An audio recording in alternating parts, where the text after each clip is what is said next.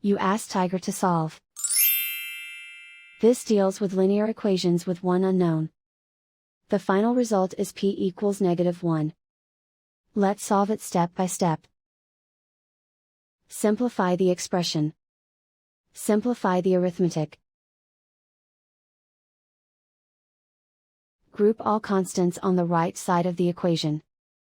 Add 1 to both sides. Simplify the arithmetic.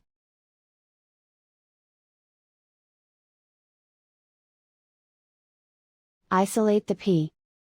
Divide both sides by -21. Cancel out the negatives. Simplify the fraction. Move the negative sign from the denominator to the numerator. Simplify the fraction. And so the final result is p equals -1.